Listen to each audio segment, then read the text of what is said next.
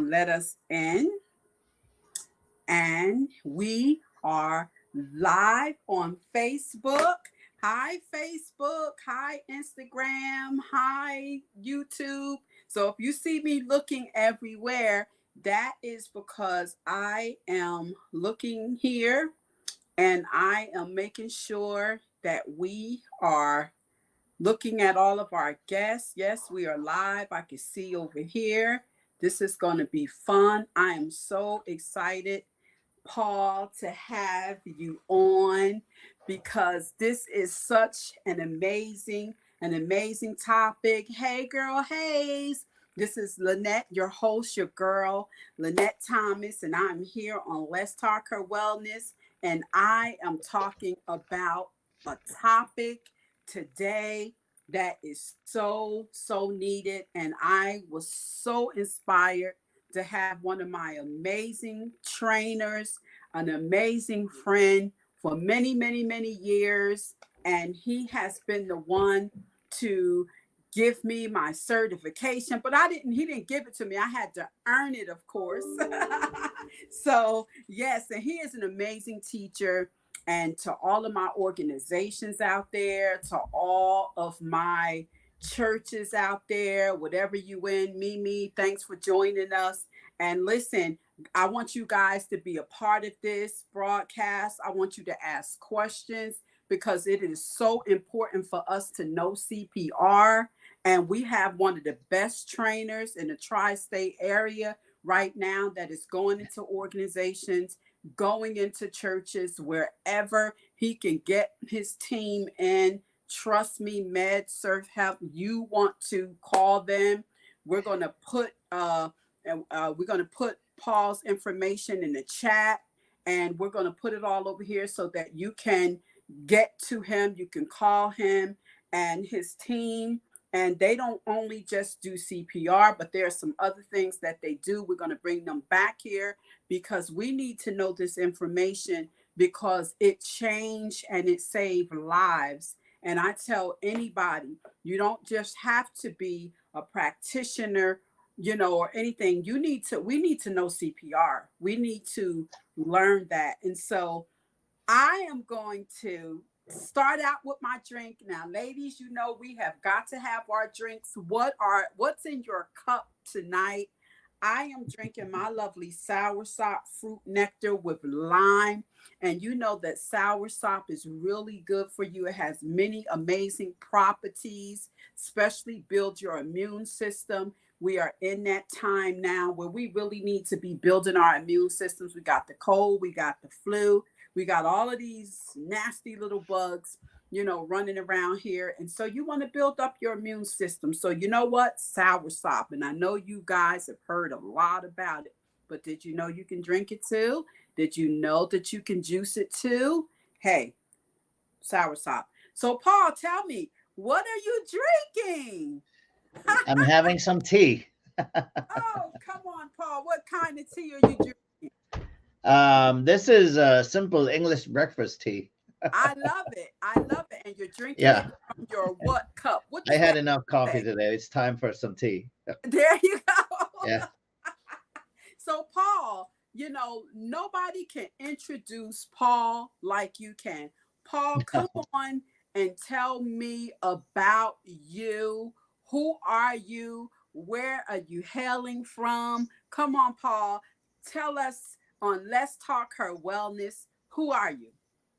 Well, I'm Paul. I am a medical professional, an EMT, for approximately half a decade or 15 or 17 years. And I've been on the field for an equal amount of time.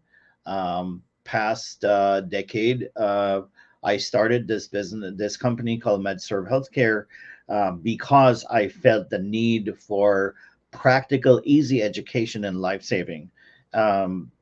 We were very passionate about what we did on the field, and we continue to do so.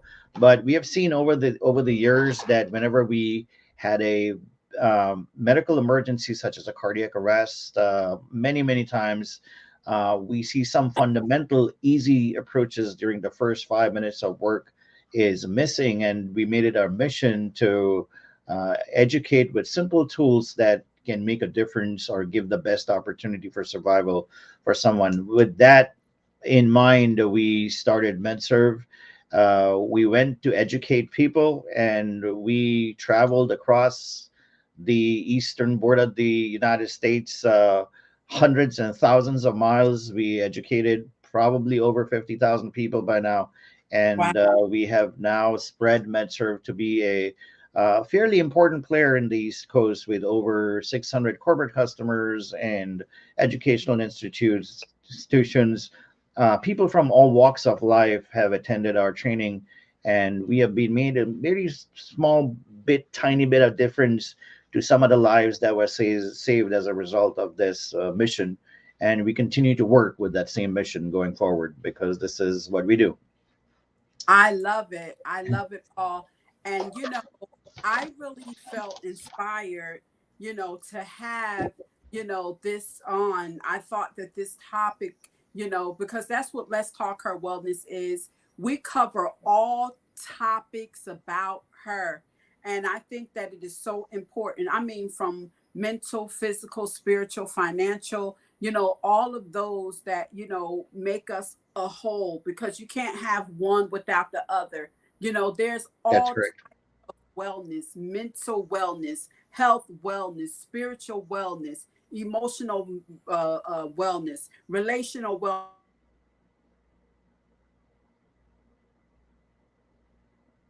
Covered the table, and I really felt compelled, to have this topic.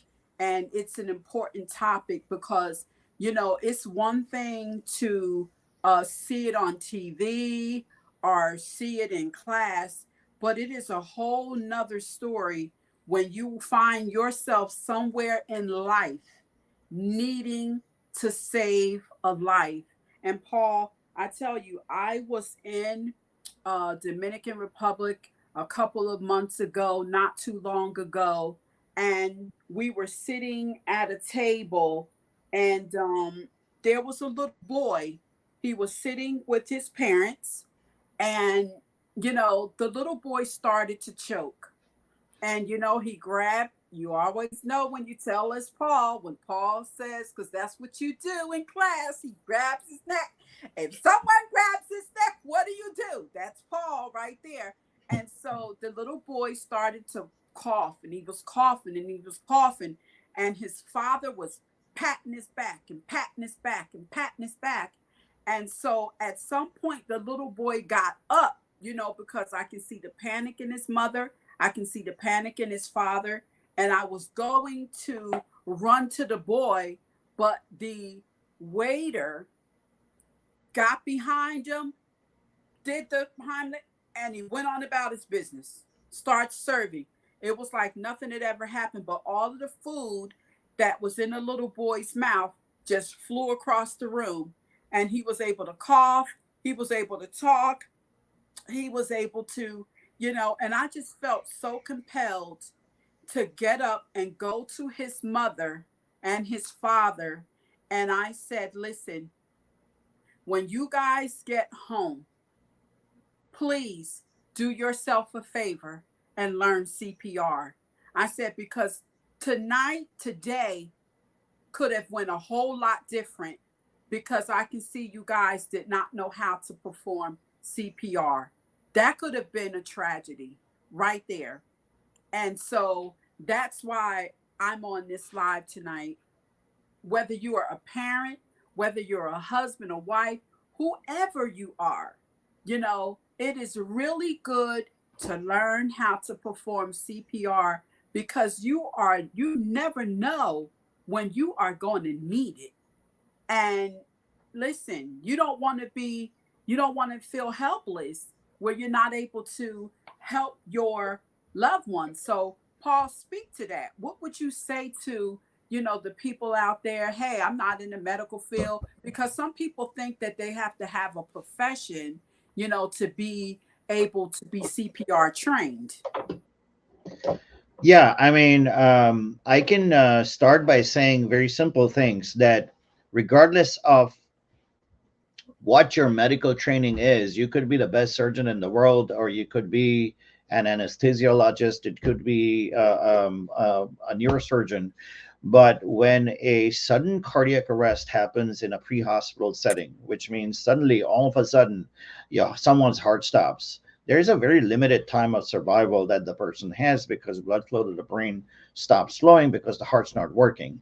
At Right. that time, regardless of what your qualifications are, there is nothing that is available to you except your knowledge and your two hands and some practicality as to how you can preserve life at that point. So all of the training or all of the skills become with has one goal at that point is to preserve the work of the brain the best we can. But fortunately, in our everyday life, we have been educated about the importance of understanding about certain cardiac arrest and also use of a defibrillator. And a lot of public places have that hanging or being displayed on the walls, but a lot of people has the confidence to use it because of lack of information. What is Mm-hmm. important to know, that when the heart suddenly stops, it stops because it goes into an electrical malfunction, Yes. and basically an electrical arrhythmia of the heart, which is fatal. What is fatal means there is electricity present in the heart, possibly, but it is not causing any pump action. And as a result, due to lack of blood circulation, someone becomes unresponsive.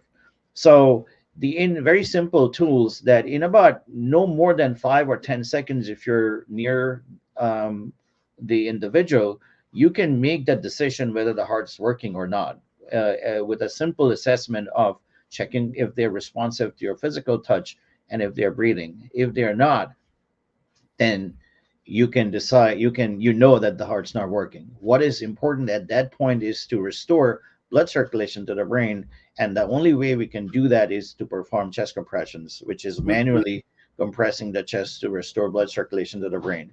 It does not require any highly specialized training, but it does require a certain amount of technique to successfully perform chest compressions on someone. You cannot create any good blood circulation unless you place your hand in the right spot. And so basic knowledge is needed. But even if you didn't, you have a fair idea of where the heart kind of belongs, pretty much on the middle of your chest. And if you Yeah. place your hand and created a heartbeat, it just causes temporary blood circulation, which buys your time. This is one aspect of the knowledge, or one aspect of the rescue, that most people miss out because of fear.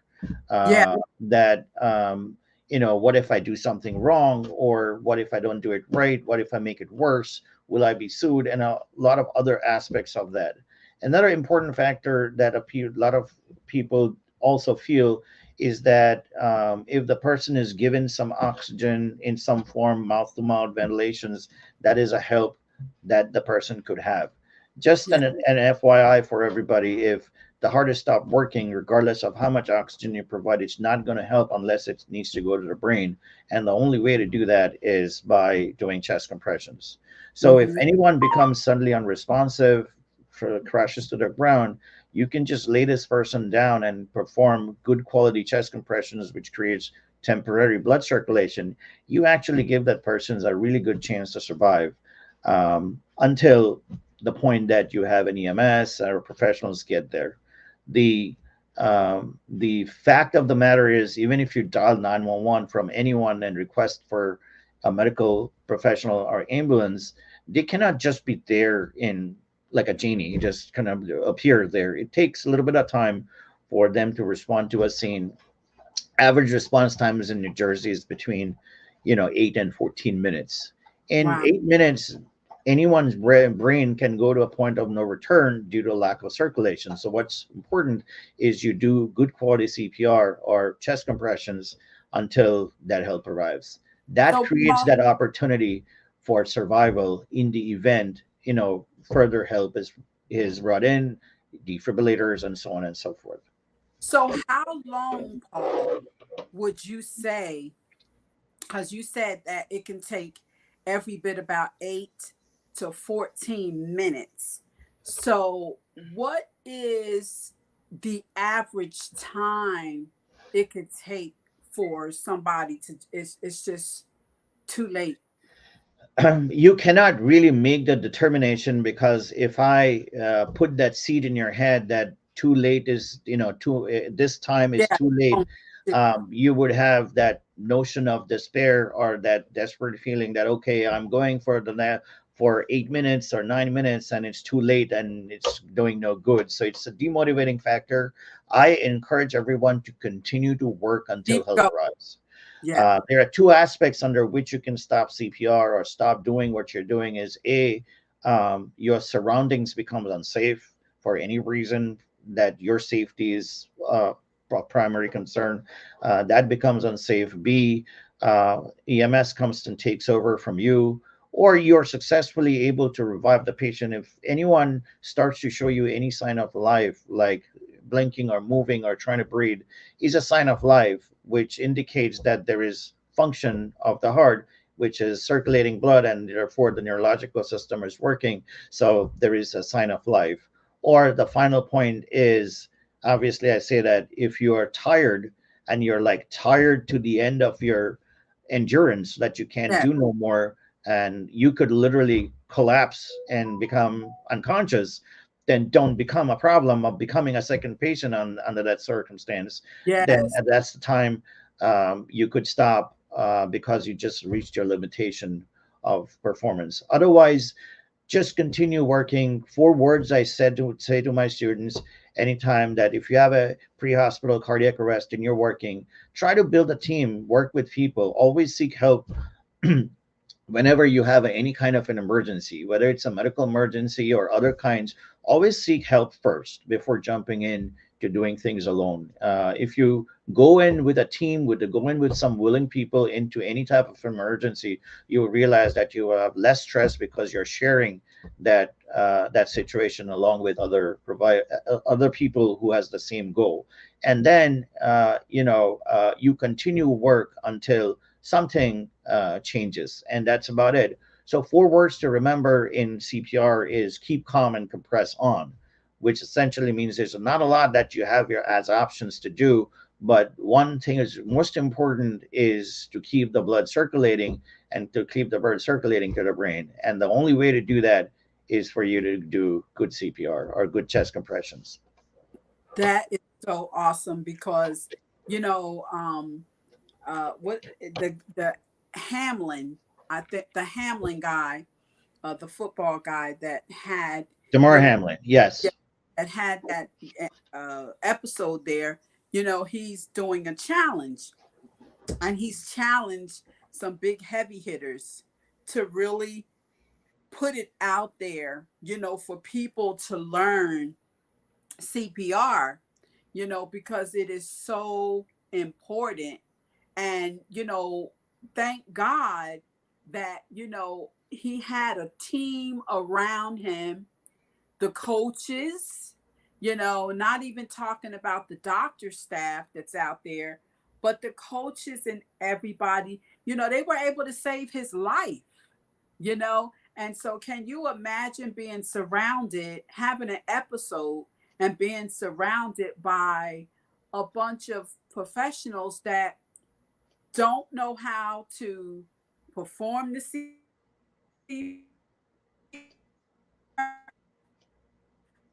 or for some reason, Paul, have you had perhaps any situations or scenarios, because when you're in this fight or flight mode, some people just freeze up. It's like, oh my God, they may know CPR, but they freeze. Like everything, I've heard people say, I just went blank. Everything around me just went blank. And I just did not know what to do, because it is one thing to say it, but it is another thing when it's happening in front of you and you don't know what to do about it, especially with children, you know? Yes, it's a lot more stressful to work with children if children goes into distress, but the same fact that we really don't want any child to be hurt, or we don't want to see, our minds don't want to see a child in any kind of distress of any kind whatsoever. Yeah. And that's why the stress level is far higher whenever there is children involved in any tragic situation such as trauma or cardiac arrest and so on. But given the fact that there are some backgrounds to why a child's heart could stop working, it is evidenced that majority of the time, unless the child has, past the kindergarten age and is in a school age and in a physical activity, there is a possibility of a sudden cardiac arrest due to a congenital heart disease during that did not surface during the growing up years, and as a result, the things happen like that. So, other than that, unnatural causes such as choking is the biggest cause of medical emergencies involving a baby or an infant to children. As you said in that incident, that the child was in a restaurant and the child started to choke, those are common things that can happen. But it's important that if anyone, regardless of child or an adult, if they become unresponsive for any reason, even if they were choking, if they have an obstructed airway but they have become unresponsive and they've stopped breathing, then CPR or doing chest compressions becomes the biggest priority. Yeah. Chest compressions also causes air to flow both ways, and there's a possibility that the obstruction can be dislodged and can be in the oral cavity, but the priority changes from the obstructed airway to restoring heart function, which is restoring the heart back to its original position. And the only way to do that is to do CPR and use of a defibrillator.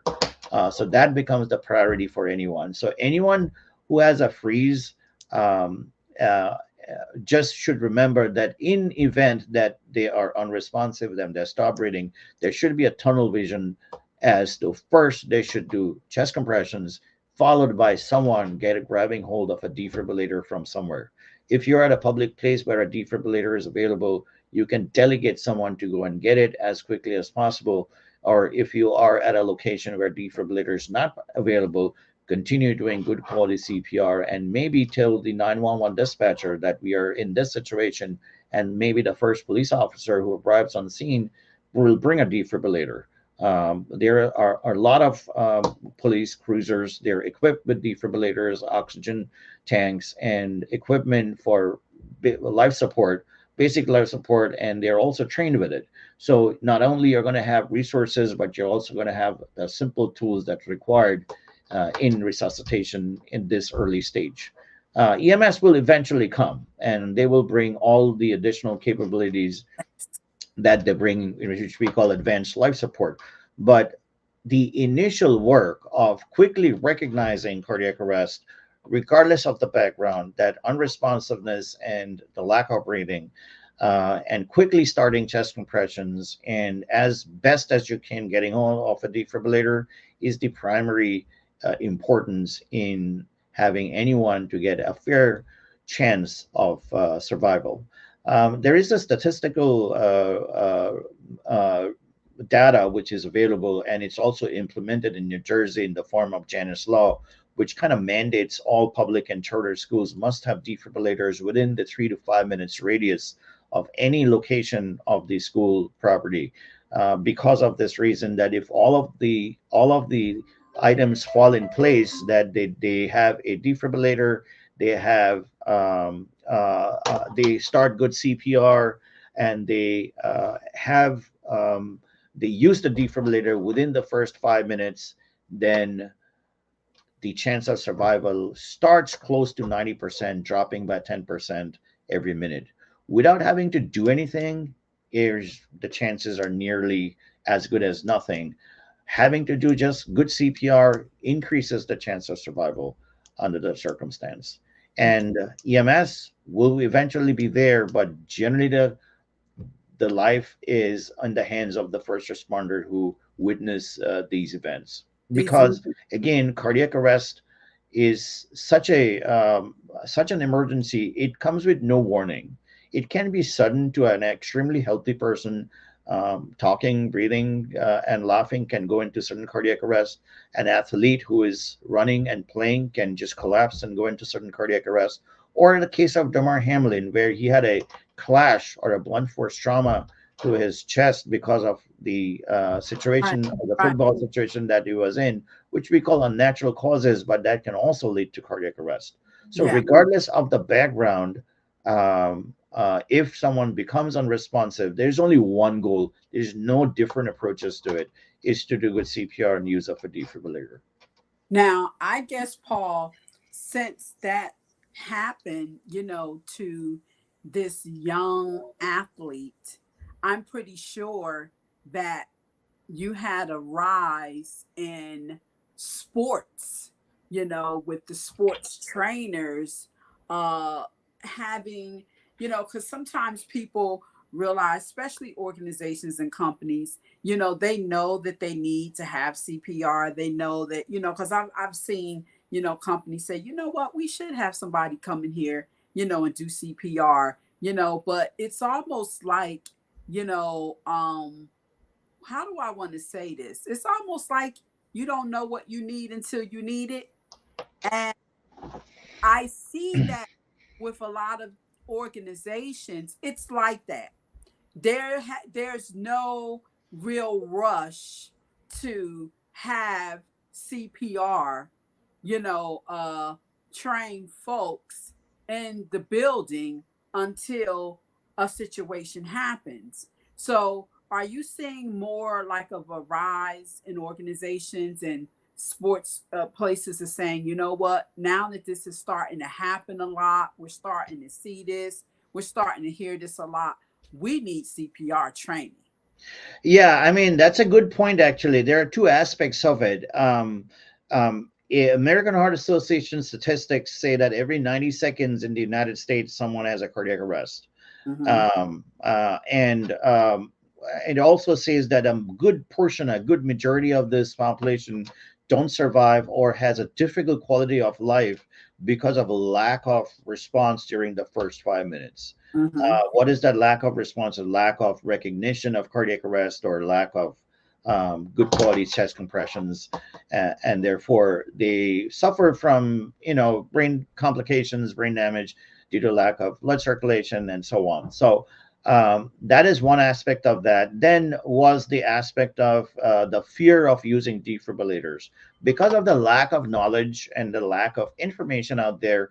People used to think that defibrillators are supposed to be used by only experienced or trained personnel. Yeah. Actually, a defibrillator is supposed to be used by a completely untrained bystander, Right. and that's one reason why they're in public places. Yeah. Um, so that education, the importance of that education, when it was evidenced time and again, when it was evidenced that timely response, timely CPR, and rapid timely defibrillations can give a person's of chance of survival. You don't have control of the destiny, but you do have control of that moment to give the person the opportunity. So that is in your hands. So because of evidence that people have survived under those circumstances, or at least had a chance of survival, there is more heightened, and CPR training can be very uncomplicated, and anyone can learn it, regardless of their background, age, race, anything. Anyone can learn it. And there is a more heightened demand, or need, I should say, for all kinds of walks of people to learn it so that they can respond, not just in any condition. Someone can have a medical emergency at home, it can be at a workplace, and majority of the public, I mean, pre-hospital cardiac arrest happens in outside of the hospital setting, such as homes, Yeah. such as in public places, and so on. So indeed, there is a heightened interest. And as a result, we have lots of assignments that we get from all kinds of institutions, from educational institutions to corporate institutions. But what is more encouraging these days is that there are professions outside of the healthcare field. There are professions like being a teacher or a massage therapist or a trainer. You cannot be in that profession unless you have a certification in CPR. Why? Because when the emergency does occur in these types of settings, the better the training, the better the knowledge, the better the chance of survival. Yeah. So that is why we are, I should say, by God's grace, we're in business, but we are continuing with our mission is to train as many people as possible in pre-hospital CPR. And most importantly, that training, a lot of people have found it intimidating or complicated for whatever reasons. So our mission is to follow the science, which is the American Heart Association science, but deliver the training in a simple toolbox approach so that you have straightforward, simple steps to follow in the event of an emergency. So that brain freeze is the key that we wanted to break with people by making approach to this life-saving skill very, very simple and straightforward. I love it. I love it.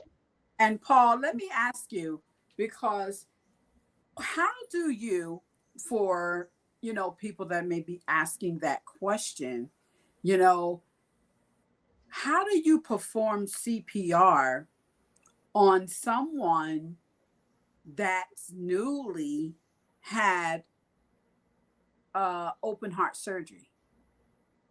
And That's a difficult situation that's a to that is be in. seriously a question, because I was having a conversation with my mother, and my father had open heart surgery.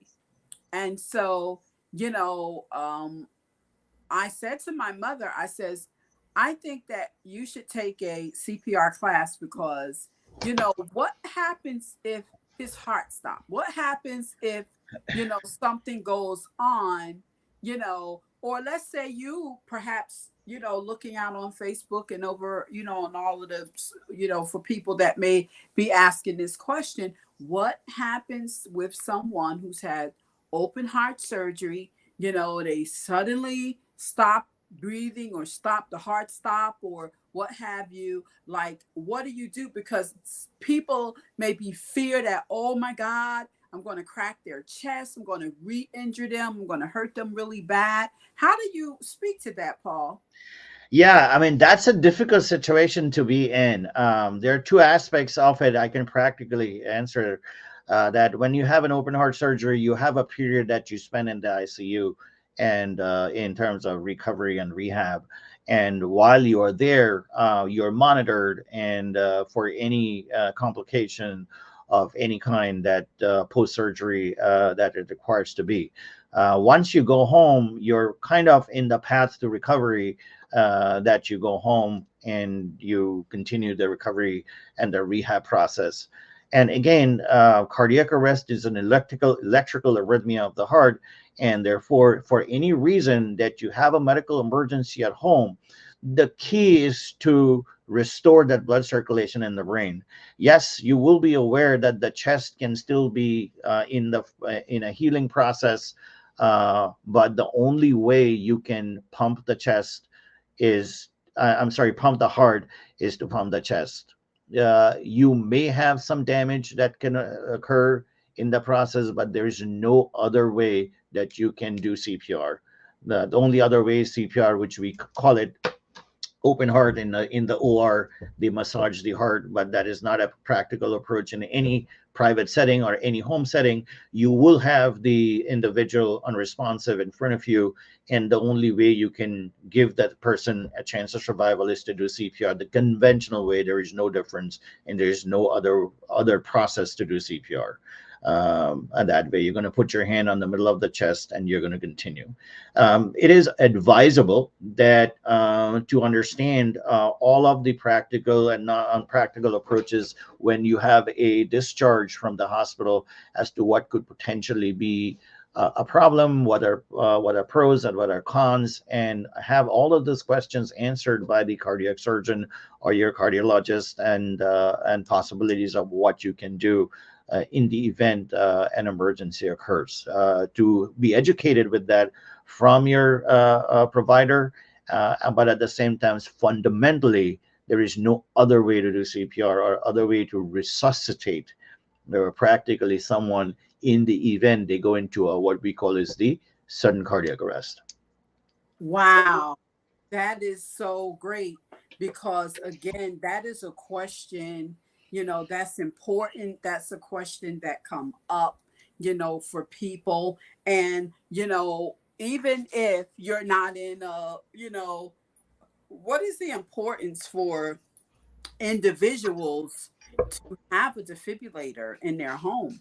Like, can Sure. someone, can I purchase a defibrillator, Yes, to you can. Yeah. devices in my home and be trained, on how to use them? Because I would, sometimes when you see devices like that, Paul, you could, it could become very intimidating for someone that says, "Hey, I don't know anything about this," but that's something that you want to know and learn.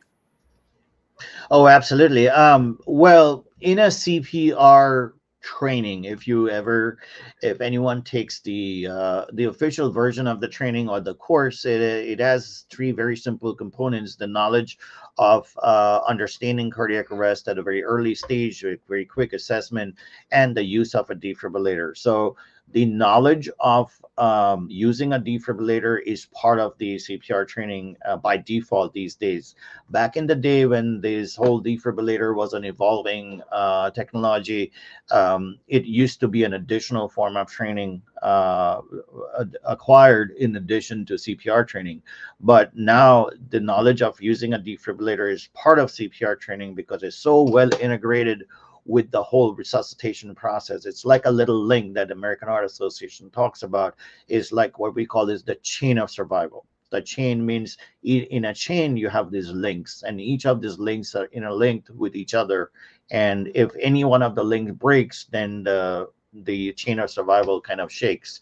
So in that link, you have the recognition part, you have we have the CPR, which is chest compression part, you have the activation of the 911 system part as quickly as you can, and rapidly using the defibrillator, all linked together. So you learn that in that. So in the event that you have a loved one with a condition, whether it's a surgery or a chronic condition that he has received treatment for, and if there is a probability or at least a notion that he or she can have a medical emergency, yeah, and a resuscitation may be required.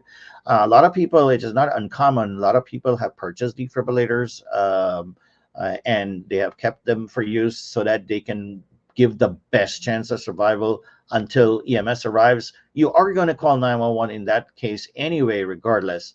And again, that response times can vary from 5 minutes to 10 minutes. Best case scenarios, you hope that they get there sooner enough. But again, you want to utilize that 5 minutes or 4 minutes or 3 minutes or whatever little time that you have to give the person a chance of survival by doing good quality blood circulation with CPR and use of that defibrillator. So Th- yes, if someone has been wants to purchase a defibrillator, they can purchase it and keep it at home, no problem. Now, let me ask you, someone's asking a question. What do you do to help a person with a heart problem? What would you suggest for them? First of all, That understand what the heart problem is. The cardiac diseases can be of many types and in many ways. It is generally discovered by some sort of an event. We advise as we grow older, we regularly go for our checkups. We must do at least an annual physical with our physician. We must include in that physical not just an EKG, which at a resting heart rate or at a resting stage can be unremarkable, but also do some kind of a stress test. So, which kind of, when we put the heart is under some stress, we will know that how the heart's functioning from there. So, knowledge is power. So, having knowledge about the body, about the functions, and is very, very important.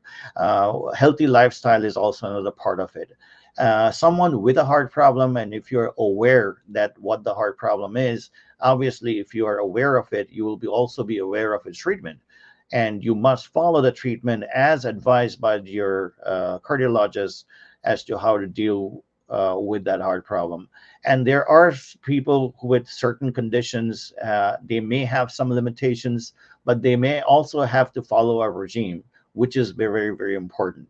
Okay, that regime can be dietary regime, it can be medical medicines that they might have to take, and there will be some limitations that they can do and they cannot do.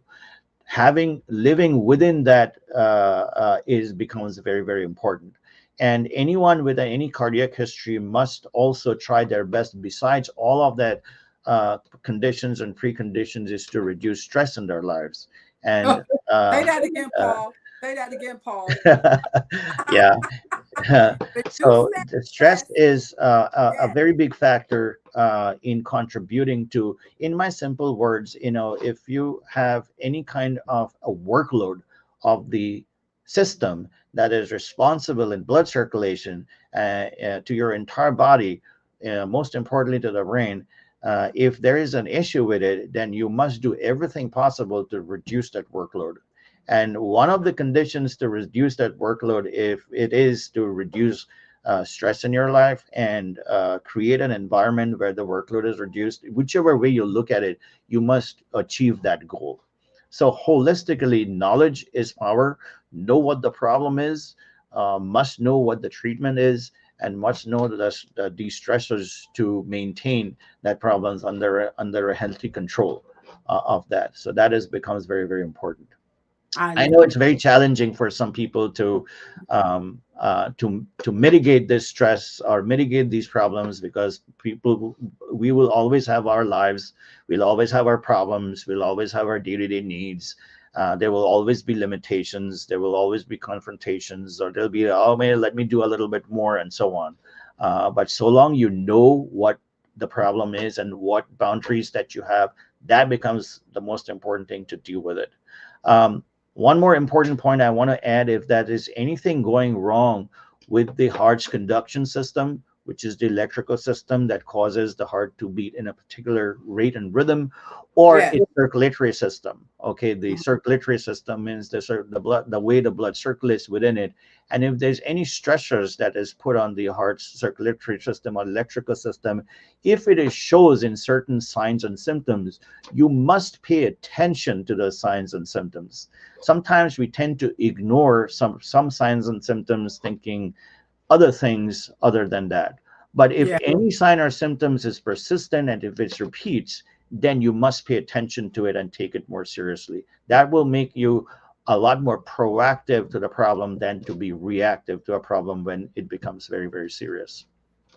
I like that because, you know, I also think too, Paul, that if you know that you are someone that have heart conditions, and if you are someone that live with someone that have a heart condition, it is also too to have a device or something in your home, let's just say you're home alone, you know, it's nice to have something that you can press, you know. It is true. And also, there are also certain things that you could do. Like the person has asked here, what do you help with someone with a heart problem? The Another aspect of having that activity, which essentially means is that if there is an overload of hard activity related to whatever the problem is, the first most important thing is to do is to reduce that activity at all. So once you reduce that activity and then you continue to treat that problem, whatever it is that makes it much better for that person. If someone is really having a heart attack or having difficulty breathing, that person should not be walking around or going upstairs or downstairs or going to the bedroom to fetch things. They should be seated and still in one position from that angle. So And knowledge, actions, and understanding signs and symptoms becomes very important. what's the best position to be? Is it laying? This Is is a it good question. Actually, in my opinion, the best position that makes you most comfortable. mhm, The uh, whether you lay down or you sit in a reclining position or you sit up, whatever makes you most comfortable is the position that reduces the workload of the heart. If you sit upright like this and if you're able to breathe better, then that is your position that will reduce the workload of your heart. If you lay down and you feel better, then that's the position you should be. But there are certain conditions that requires the position. I mean, the position to, for example, if you have low blood pressure, you should be laying down because it's basic law of gravity and the workload of the heart. But we call it in our universe position of comfort. The position of comfort is the best position to be, and you should try and stay in that position as much as it makes you comfortable.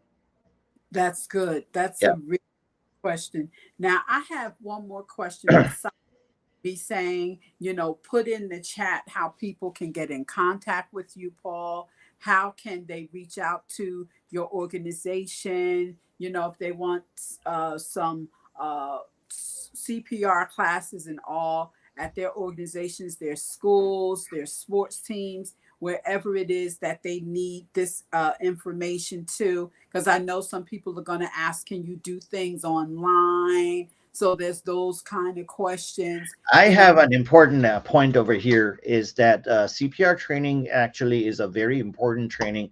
If one wants to take CPR training, it is an important aspect to life saving. But I have to say that there is no real CPR class that can be done entirely online. right, A CPR class has to be done in be person in person. because for the same reason online we can gain a lot of knowledge over watching information, reading and interacting in an online interactive session, but Hands you cannot learn a technique unless you went down on your knees, put your hands on a chest and performed those chest compressions, felt the fatigue and felt the amount of strength that you need to press on a chest and you have a good recoil. The art of learning a good quality chest compression is to practice in person and physical in a physical form. So any form of CPR Mhm. training, if done online, is not complete in its entirety. It must be followed with an in-person skills training. Ideally, I always recommend attending a CPR class completely, not in a hybrid manner, as we have kind of become more common to since COVID, but attend it in person and complete the class in person and have as much hands-on practice as possible. 98% or 95% of our time that we spend in our class is a combination of lecture and hands-on skills, as much hands-on skills as possible. So it builds good quality psychomotor memory so that it breaks that brain freeze and you know what to do in the event that there is an emergency. That is awesome.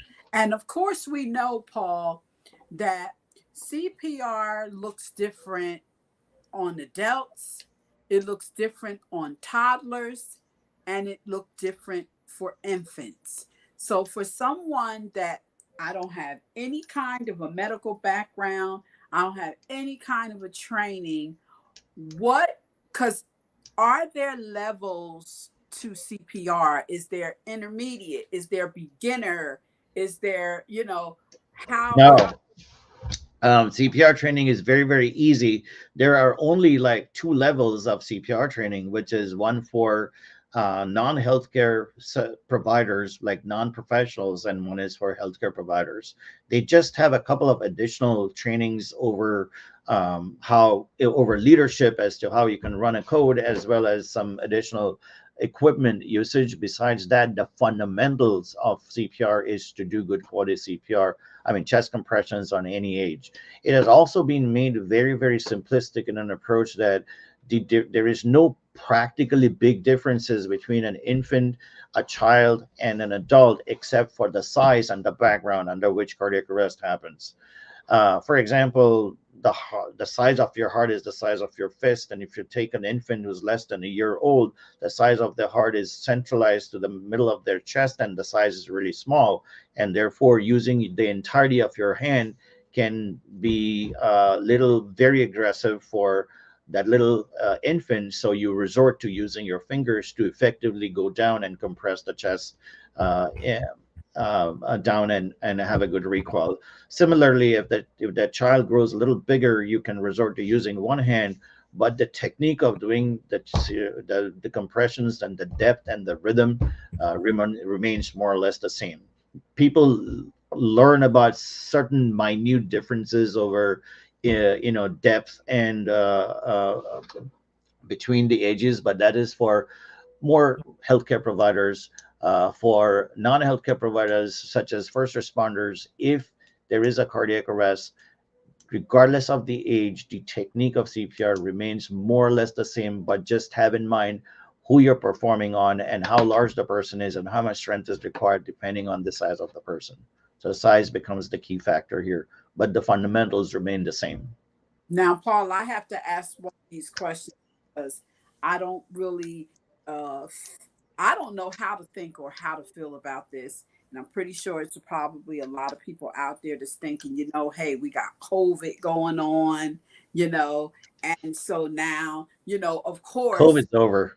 you want to save people's lives, but you got this person, oh wait a minute, no, I don't want to do this because COVID, I don't want to catch COVID or what have you, because I'm understanding now that, you know when you're performing CPR now, you don't have to do mouth to mouth. Is this new, or No, is that's old? not true. Actually, it is important to ventilate a patient. But as with the new science, it goes in the form of priority. At what priority you need to provide oxygen to the patient. Oxygen means some form of oxygen to create blood circulatory uh, in your bloodstream. So as the incident happens, someone goes down. Those chest compressions are becomes the first priority. So we approach it from the compressions first approach.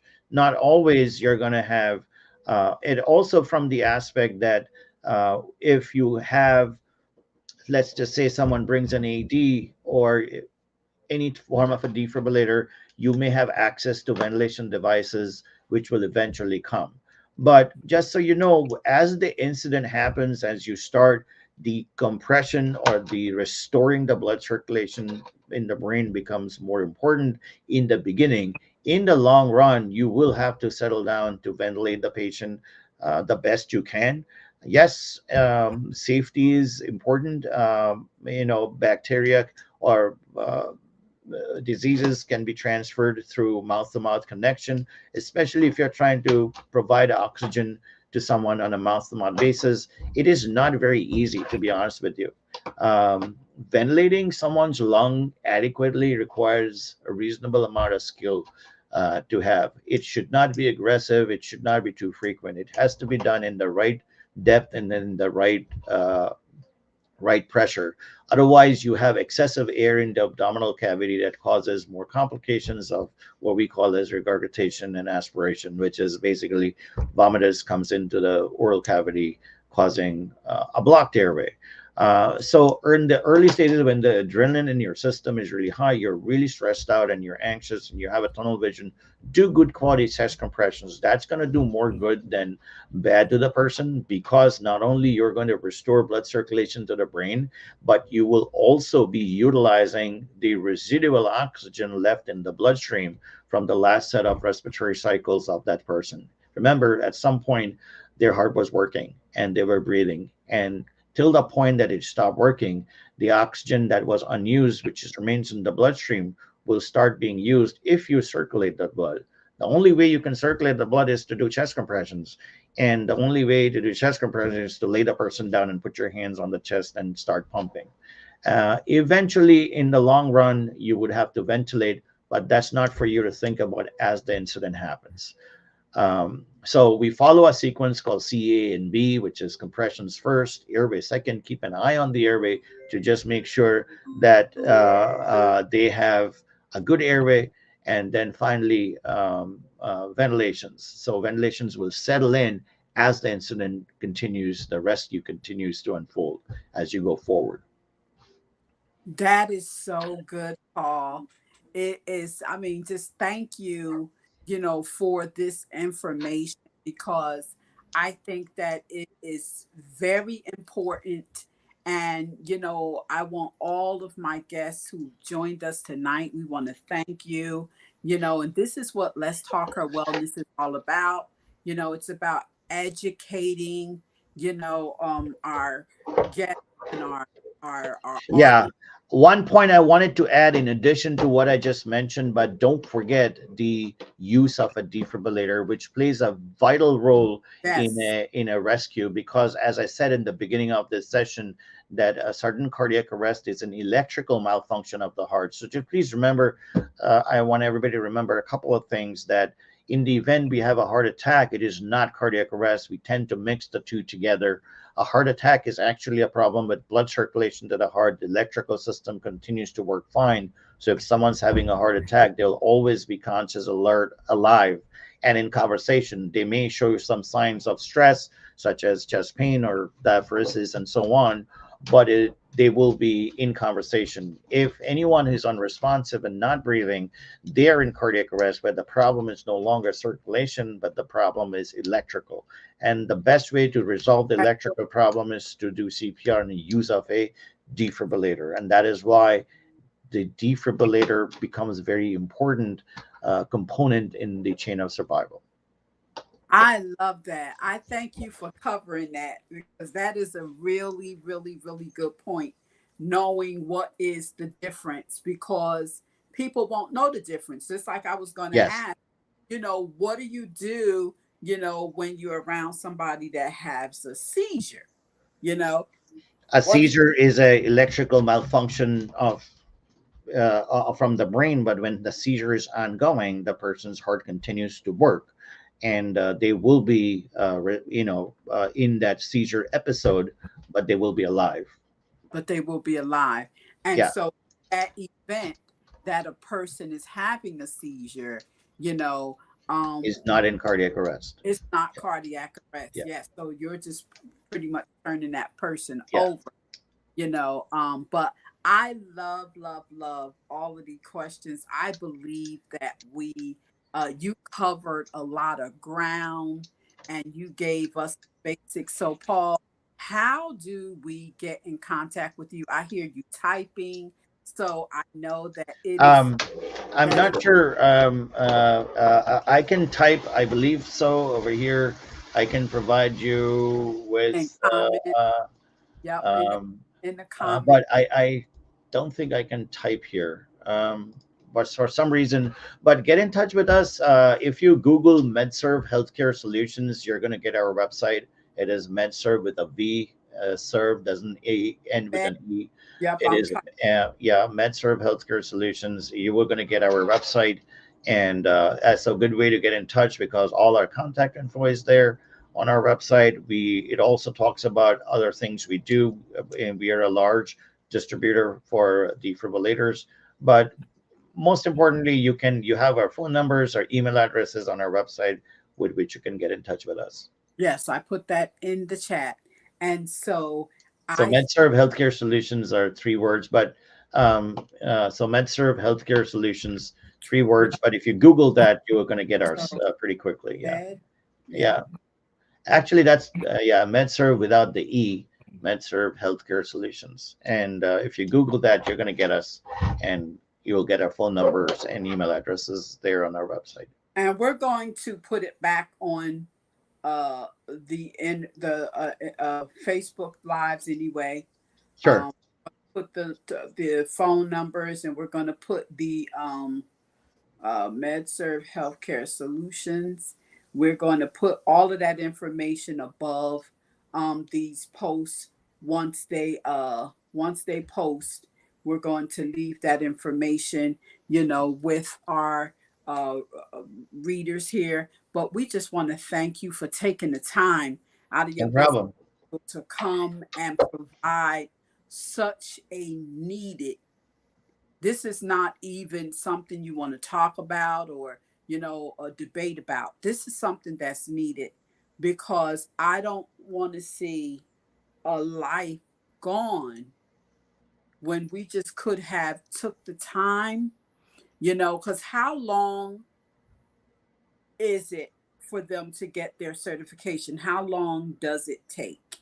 Oh, it's done the same day once they finish the course, which lasts about between about 3 hours or so, and they will be certified and they will receive an electronic form of So the certification. class is, so you're talking an hour, about an hour, 2 hours the most that Two you'll have. hours, yeah. And so Paul, that's well worth it. That's well worth it. Get up on the weekend for anybody that say, hey, I work Monday through Friday. They do classes on the weekend. You know, uh, he's this company is very good. Paul is very good. He works with you. He come to your location. And his team, which he has an amazing team. And I've been, again, getting my certification from Paul and his company for years. I believe my husband's on this line. He says my job had CPR training done by Medserv for a number of years. Great training. So I just recommend, and this isn't the last you're gonna see of Paul, because we work together, and we're going to get this out into many organizations and churches as possible, because this is important. And we're going to have Paul to come back on here, because not only do they provide CPR, but they also do first responder. And this has been a situation that has been plaguing, our world, and what do you do when you are in a space, a church, a building, a food store, the malls? What do you do when there is an active shooter on deck? What do you do? How do you get out of that place and space? What do you do? And Paul is here, and we're going to ask him to come back. We did not want to put uh, these two together, but we wanted Sure. them separate, because Paul down to the bones and the bare business about what if we are in a situation and there is an active shooter. And so we want to know how to protect ourselves. We want to know how to, what should we be doing at that time, and what shouldn't we be doing at that time, to uh, save our own selves and our lives. So, Paul, thank you so much, sir, for coming on Let's Talk Her Wellness and sharing this information with us, sir. We really Thank you very appreciate much. it. And for all of our viewers out there, thank you for joining us tonight on Let's Talk Her Wellness. We are here every Monday from 7 p.m. to 8 with great, amazing topics. So like and share. We like to share the beauty of wellness. So we're not stingy over here, because we always say that the right information can change and save somebody's life. And so perhaps maybe if you tune in, oh, this isn't for me, share that page. Thank Hit you that very much like indeed. button and share that page, so that you can always get this. This will be trending out there. We don't take it down, so people can listen to this. They're going to be listening to it for days and weeks on end now. And so it's out there, and we're going to allow people, because we get hundreds of viewers, and they'll take this information, they like it, they DM us, hey, how can we get in contact with this person? How can we get this to our organization? So thank you, sir. Thank Thank you. you, viewers, and you guys have a great night.